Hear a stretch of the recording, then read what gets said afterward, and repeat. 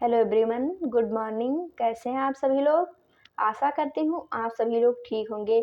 जैसा कि अभी तक हमने जो हमारा बीएड प्रथम वर्ष है उसमें हम लोगों ने जो हमारा पहला बुक हम लोग पढ़ रहे थे जिसका नाम है नॉलेज एंड कैरिकुलम, ज्ञान एवं पाठचर्या, उसमें हम लोगों ने 7 अध्याय को कुशलतापूर्वक पढ़ लिया है। आज हम लोग अपना 8वां अध्याय जो है उसको पढ़ेंगे, इस्लामी शिक्षा दर्शन। तो हम लोग देखेंगे इस्लामी शिक्षा दर्शन का अर्थ क्या है, इस्लामी शिक्षा दर्शन के अनुसार शिक्षा के उद्देश्य कौन कौन से हैं, इसके सिद्धांत क्या हैं, इस्लामी शिक्षा दर्शन की शिक्षण विधियां किस प्रकार होनी चाहिए, ये सब हम लोग देखेंगे। सबसे पहले हम लोग देखते हैं इस्लामी शिक्षा दर्शन के अनुसार शिक्षा का अर्थ।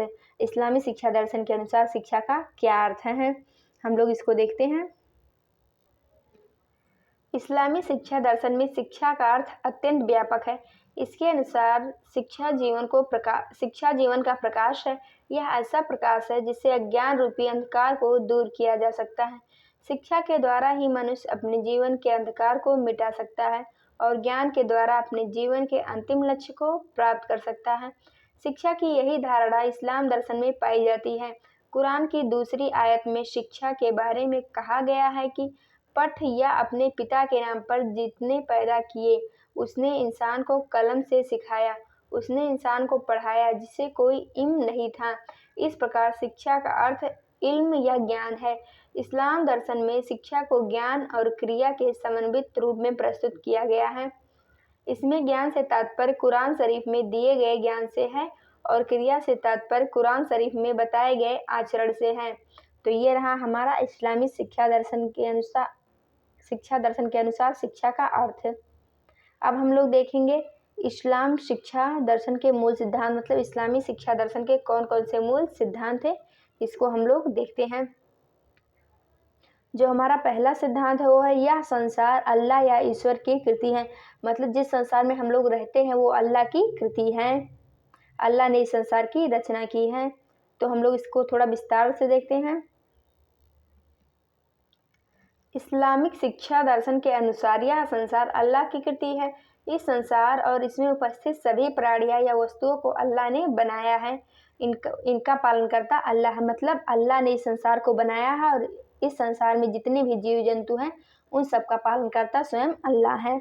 तो जो हमारा दूसरा सिद्धांत है वो है भौतिक वस्तुएं नाशवान होते हुए भी सत्य हैं, आध्यात्मिक संसार सदैव क्रियाशील रहता है। मतलब जो भौतिक वस्तुएं हैं वो नाशवान होते हुए भी सत्य हैं और जो आध्यात्मिक संसार है वो सदैव क्रियाशील रहता है। तो इसको हम लोग थोड़ा विस्तार से जानते हैं। इस्लाम दर्शन के अनुसार संसार की भौतिक वस्तुएं नाशवान होती हैं। भौतिक जगत में रहने वाली प्रत्येक वस्तु और जीव नष्ट हो जाती हैं। अल्लाह ने मनुष्य को अपनी इबादत के लिए बनाया है तथा भौतिक वस्तुओं को मनुष्य के सुख के लिए बनाया है। अतः अल्लाह द्वारा बनाई गई ये भौतिक जगत की वस्तुएं और जीव वास्तविक हैं, सत्य हैं। इस्लाम दर्शन के अनुसार आध्यात्मिक संसार सदैव क्रियाशील रहता है। यह मनुष्य के मृत्यु के बाद भी चलता रहता है। तो ये रहा जो हमारा दूसरा सिद्धांत था वो। अब हम लोग अपना अगला सिद्धांत देखते हैं इस्लामी शिक्षा दर्शन का।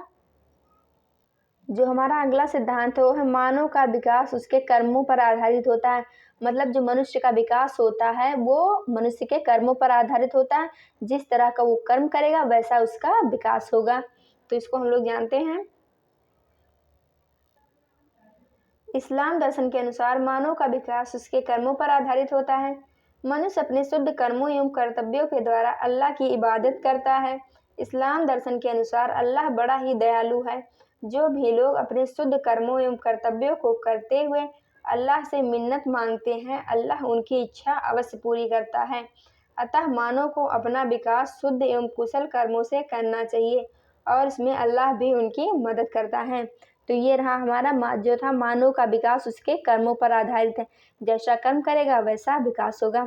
जो हमारा चौथा और अगला सिद्धांत है वो है अल्लाह की सर्वोत्कृष्ट रचना मानव है। जो मतलब अल्लाह की सबसे उत्कृष्ट रचना है वो मनुष्य है। तो हम लोग देखते हैं मनुष्य किस प्रकार की रचना है।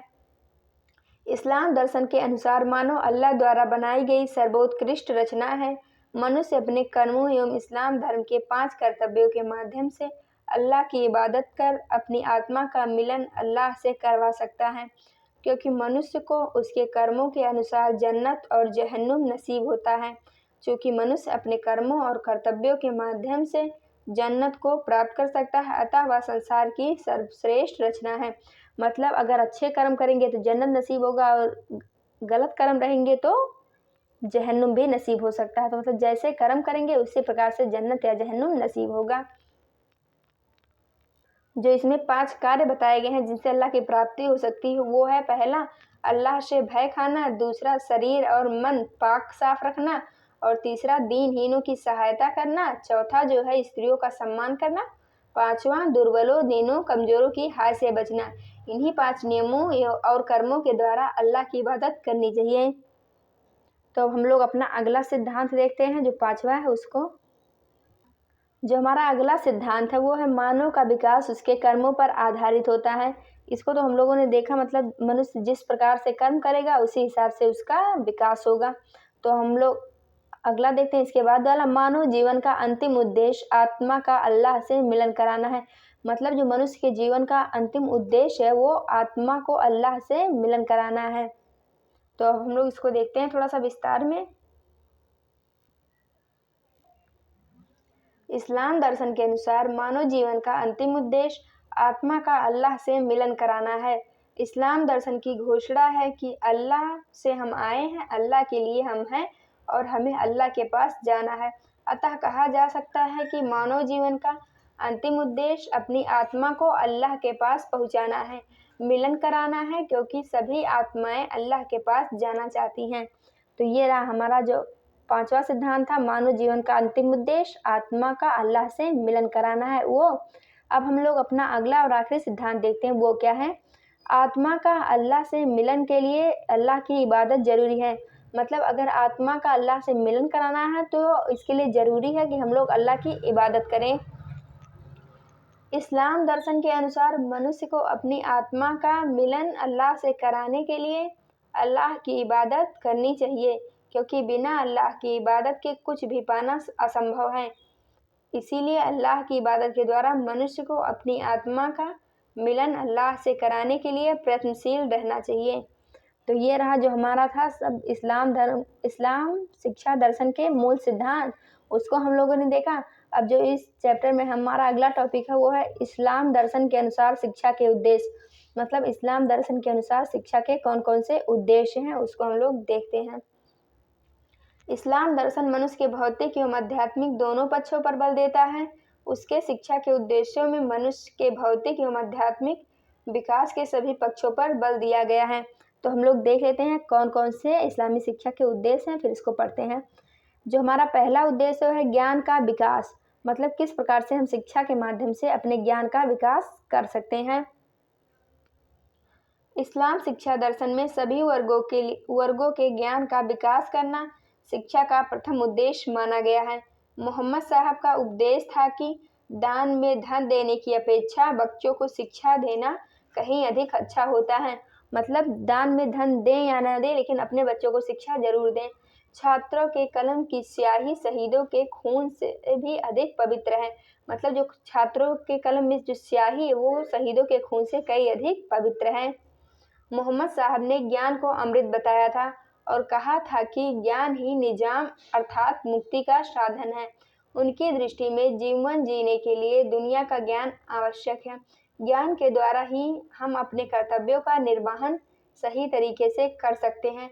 अतः ज्ञान का विकास करना इस्लामी शिक्षा का प्रथम उद्देश्य माना गया।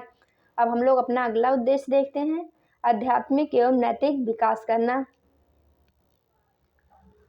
इस्लामी शिक्षा दर्शन का एक उद्देश्य लोगों में आध्यात्मिक एवं नैतिक भावना का विकास करना है।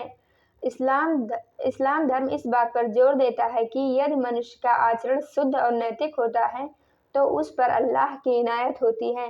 मनुष्य को आध्यात्मिक और नैतिक विकास करने के लिए इस्लाम धर्म द्वारा बताए गए 5 नियमों और 5 कार्यों को अपने जीवन में उतारना होगा।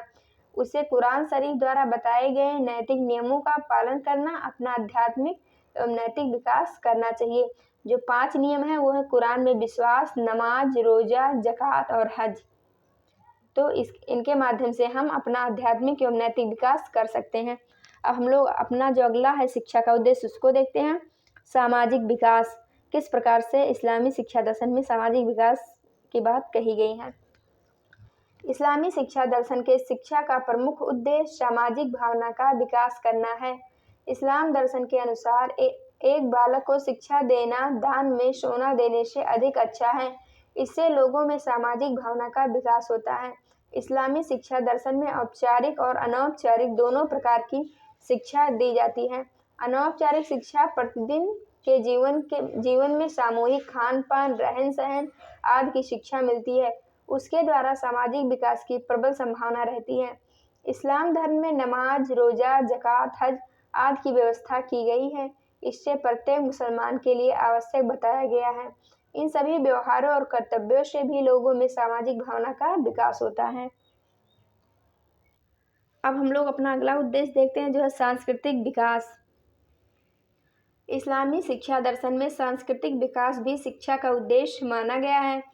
इसके अंतर्गत जीवन की समस्त गतिविधियां कुरान शरीफ में प्रकट की गई हैं और इन गतिविधियों के पालन पर भी जोर दिया गया है। कुरान शरीफ में जीवन की गतिविधियों में जीवन के नियम, आचरण, संयम, संस्कार, शासन के ढंग, शादी विवाह, जमीन जायदाद आदि को बताया गया है। इसके अतिरिक्त जन्नत, जहन्नुम, ज्ञान, विज्ञान, कला, कौशल आदि सभी का जिक्र कुरान में किया गया है। इसी आधार पर इस्लाम को मानने वालों की अपनी एक अलग संस्कृति का विकास हुआ। अब हम लोग अपना अगला उद्देश्य देखते हैं, भौतिक एवं व्यावसायिक विकास। किस प्रकार से शिक्षा के माध्यम से भौतिक एवं व्यावसायिक विकास किया जा सकता है। इस्लाम शिक्षा दर्शन में शिक्षा का एक उद्देश्य भौतिक एवं व्यावसायिक कला कौशल का विकास करना माना गया है। मोहम्मद साहब भी अपने जीवन के प्रारंभिक अवस्था में व्यापार करते थे। इस संदर्भ में राहुल सांस्कृत्यायन ने लिखा है कि जवान होने पर व्यापार निपुणता की बात सुनकर मक्का भी एक धनी विधवा खदीजा ने मोहम्मद साहब को कारवा का मुखिया बनाकर व्यापार करने के लिए भेजा। इस प्रसंग से इस्लामी शिक्षा केंद्र भौतिक एवं व्यावसायिक उद्देश्य की सूचना मिलती है। मतलब जो है वो है शिक्षा का जो एक प्रमुख उद्देश्य था वो मनुष्य के भौतिक एवं व्यावसायिक जीवन का विकास करना था। अब हम लोग अपना अगला उद्देश्य देखते हैं शिक्षा का, जो था वो था राजनीतिक विकास। इस्लामी शिक्षा दर्शन में शिक्षा का मुख्य उद्देश्य लोगों का राजनीतिक विकास करना था। इस्लामी शिक्षा का उद्देश्य धर्म और राज दोनों का विस्तार करना था। मोहम्मद साहब के मक्का छोड़ने में भी राजनीति दांवपेच दिखाई देता है, क्योंकि इनका विस्तार मक्का से मदीना तक हुआ। मुस्लिम धर्म अनुयायियों को हमेशा भय रहता था कि कहीं दूसरे धर्म के लोग उनका विरोध न शुरू कर दें। इसीलिए वे अपने राजनीतिक विकास और वर्चस्व के माध्यम से ही सभी लोगों को अपनी भाषा और संस्कृति में रखकर उन पर राज करना चाहते थे। इसीलिए इस्लामी शिक्षा की उद्देश्य अपने लोगों का राजनीतिक विकास कर अपने धर्म एवं राज्य का प्रसार एवं विस्तार करना था। अब हम लोग जो हमारा आखिरी उद्देश्य है इस्लामी शिक्षा दर्शन का, उसको देखते हैं, इस्लाम धर्म की शिक्षा। इस्लामी शिक्षा दर्शन में शिक्षा का सबसे मुख्य उद्देश्य सभी वर्गों को इस्लाम धर्म की शिक्षा ग्रहण कराना था। मोहम्मद साहब को खुदा का अंतिम पैगंबर और कुरान शरीफ का इस्लाम धर्म का अंतिम धार्मिक ग्रंथ माना गया। इस्लाम दर्शन के अनुसार अल्लाह एक है, अल्लाह के अतिरिक्त कोई भी देवी देवता नहीं है। इनका मानना था कि कुरान शरीफ का अध्ययन कराते हुए बच्चों को उसी द्वारा बताए गए रास्तों पर चलने का प्रशिक्षण दिया जाए। यदि इस प्रकार इस्लाम धर्म की शिक्षा दी जाएगी तो चारित्रिक विकास भी होगा, साथ ही साथ लोगों में नैतिक विकास भी होगा। अतः इस्लामी शिक्षा दर्शन की परंपराओं में भी इसे शिक्षा का प्रमुख उद्देश्य माना गया है। तो ये रहा हमारा इस्लामी शिक्षा दर्शन के उद्देश्य। आज के लिए बस इतना ही। जो हमारा नेक्स्ट पार्ट आएगा चैप्टर 8 का, उसमें हम लोग देखेंगे इस्लाम दर्शन के अनुसार शिक्षण विधियां किस प्रकार थी, शिक्षालय की व्यवस्था कैसी थी, इस्लामी शिक्षा की कौन कौन सी विशेषताएं थी। ये सब हम लोग जो हमारा नेक्स्ट वीडियो आएगा चैप्टर 8 का पार्ट 2, उसमें हम लोग देखेंगे। आज के लिए बस इतना ही। धन्यवाद।